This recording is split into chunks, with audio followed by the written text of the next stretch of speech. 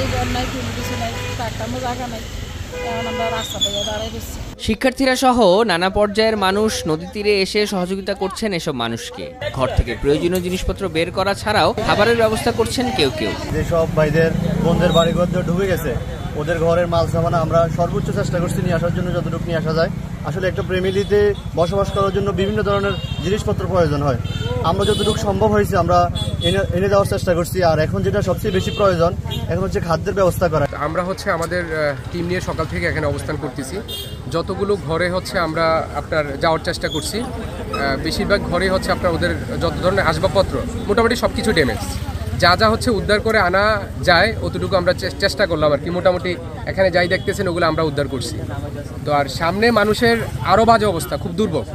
আপনার ঘর থেকে এমনও আপনার ঘর থেকে ওদের সিঙ্গেল একটা জিনিসও আনা যায় নাই, বিকজ অফ রোডটা আপনার সংকীর্ণ।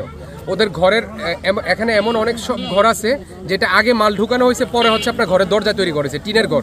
তো সেক্ষেত্রে আপনার ঘরও ভাঙা যাচ্ছে না, মানে খুবই বাজে অবস্থা, মানুষ প্রচণ্ড দুর্ভোগের ভিতর আছে। গোমতী পাড়ের বেড়িভাদে ফাটলের খবর পেলেই তা রক্ষায় ঝাঁপিয়ে পড়ছেন স্থানীয় স্বেচ্ছাসেবীরা। বালুর বস্তা সরবরাহ করছেন বিভিন্ন স্থানে। এছাড়া নদীর বাঁধ কোথাও ঝুঁকির মধ্যে পড়েছে কিনা তা পর্যবেক্ষণে মাঠে তৎপর রয়েছে কুমিল্লা পানি উন্নয়ন বোর্ডের সদস্যরা।